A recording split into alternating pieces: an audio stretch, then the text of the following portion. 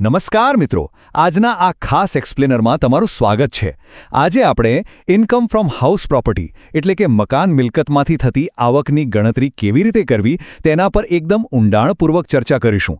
આ કોઈ સામાન્ય માહિતી નથી પણ એકદમ ઓથોરિટેટિવ અને step by step master class છે। તમે પરીક્ષાની તૈયારી કરતા વિદ્યાર્થી હો કે પછી રિયલ વર્લ્ડ ટેક્સ પ્લાનિંગ કરતા કરદાતા, આ સેશન તમારા માટે ગેમ ચેન્જર સાબિત થવાનું છે। તો ચાલો કોઈ પણ વિલંબ વિના સીધા જ વિષય પર આવીએ। હવે સ્ક્રીન પર દેખાતું આ સોનેરી ત્રાજવું જુઓ। આ ખરેખર શું દર્શાવે છે? આ છે ટેક્સના કાયદાઓ અને તેના નિયમો વચ્ચેનું સંતુલન।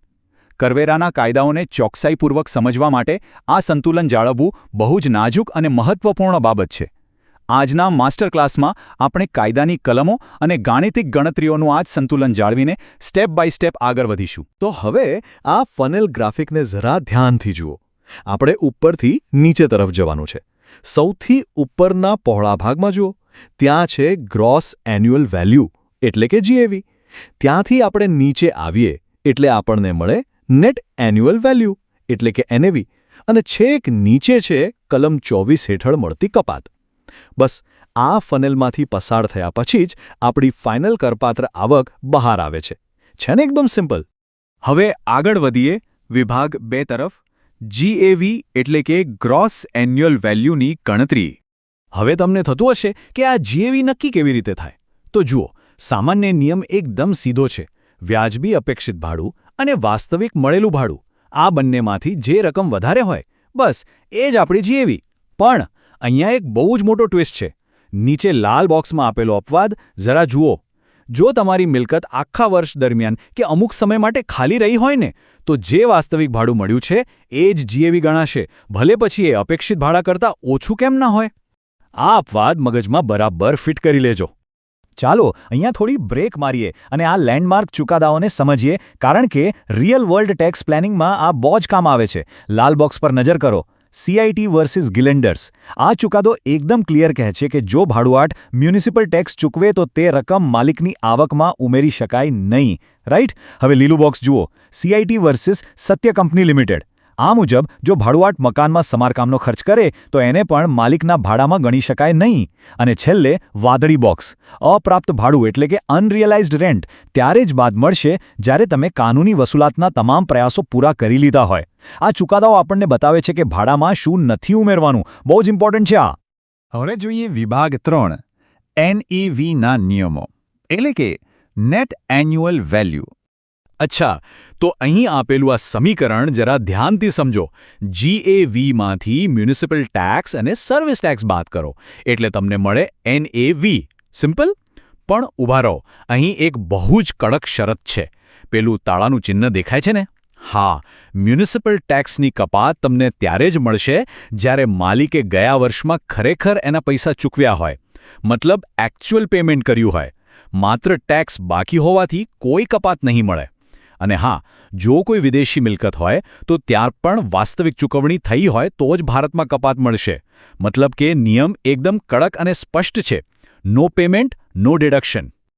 આગળ વધીએ વિભાગ 4 પર, કલમ 24 હેઠળ કાનૂની કપાત। આ એ તબક્કો છે જ્યાં તમે ખરેખર તમારો ટેક્સ બચાવો છો।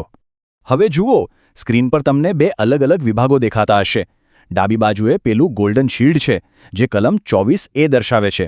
આ છે તમારું સ્ટેન્ડર્ડ ડિડક્શન, મતલબ કે તમારી એનએવીના સીધા 30% બાદ તમારો વાસ્તવિક ખર્ચ ભલે ગમે તેટલો હોય, તમને ફ્લેટ 30% કપાત મળી જશે। મજા છે ને? હવે બીજી બાજુ જમણી તરફ જુઓ, પેલું બેંકનું ચિહ્ન। આ છે કલમ 24B જે ઉછીની મૂડી પરના વ્યાજ માટે છે। તમે મકાન ખરીદવા, બનાવવા કે રિપેર કરવા જે લોન લીધી હોય ને, એનું વ્યાજ અહીં બાદ મળે છે। અને અહીં એક મજેદાર વાત એ છે કે આ કપાત ડ્યુ બેસિસ પર મળે છે, ભલે તમે ખરેખર વ્યાજ ચૂકવ્યું હોય કે ના ચૂકવ્યું હોય। પણ હા, લોનના વ્યાજ માટે કેટલાક અગત્યના નિયમો છે જે તમારે જાણવા જ જોઈએ। પહેલા સ્ક્રોલ પર શિવકિશન ભટ્ટર વર્સિસ સીઆઈટીનો ચુકાદો ખાસ જુઓ। એમાં સ્પષ્ટ કહ્યું છે કે જો તમે સમયસર વ્યાજ ના ચૂકવો અને એના પર કોઈ પેનલ્ટી કે વધારાનું વ્યાજ લાગે તો ભાઈ એની કોઈ કપાત નહીં મળે, માત્ર ને માત્ર મૂળ વ્યાજ જ બાદ મળશે। નીચેના ચિહ્નો પણ જુઓ। લોન લેવા માટે તમે કોઈ દલાલી કે બ્રોકરેજ ચૂકવી હોય તો એની પણ કપાત નહીં મળે। પણ હા, એક સારા સમાચાર છે। જો તમે જૂની લોન ચૂકવવા માટે કોઈ નવી લોન લીધી હોય ને, તો એનું વ્યાજ કપાતપાત્ર છે. ટેક્સ પ્લાનિંગ કરતી વખતે આ બારીકીઓ બહુ જ કામ લાગે છે. ચાલો હવે આવીએ વિભાગ 5 પર, વિશિષ્ટ મિલકત દૃશ્યો.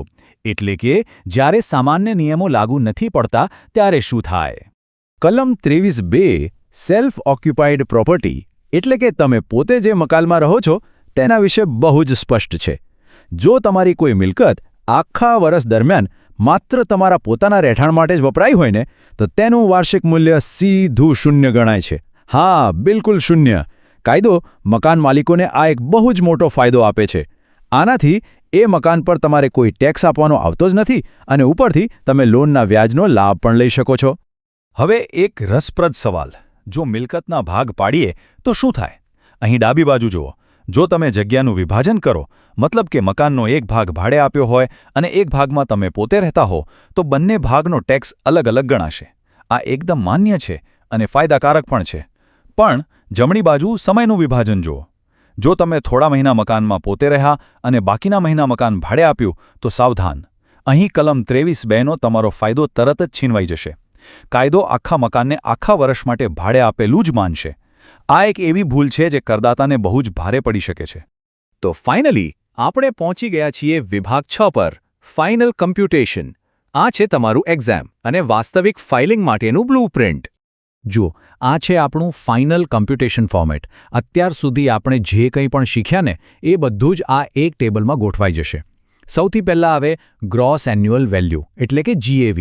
એમાંથી તમે ખરેખર ચૂકવેલ મ્યુનિસિપલ ટેક્સ બાદ કરો એટલે તમને મળે નેટ એન્યુઅલ વેલ્યુ, આપણી NAV. બરાબર. હવે આ NAVમાંથી આપણે કલમ 24A મુજબ 30% સ્ટેન્ડર્ડ ડિડક્શન લઈશું અને કલમ 24B મુજબ લોન પરનું વ્યાજ બાદ કરીશું. આટલું કર્યા પછી છેલ્લે જે રકમ હાથમાં આવે એ જ તમારી મકાન મિલકતમાંથી થતી ચોખ્ખી કરપાત્ર આવક. છે ને એકદમ સિમ્પલ અને પરફેક્ટ ફોર્મેટ. અને છેલ્લે સ્ક્રીન પર લખેલો આ વિચાર ખરેખર બહુ જ ઊંડો છે. Pratik Patel, tax consultant, specializing in income tax, GST, and accounting.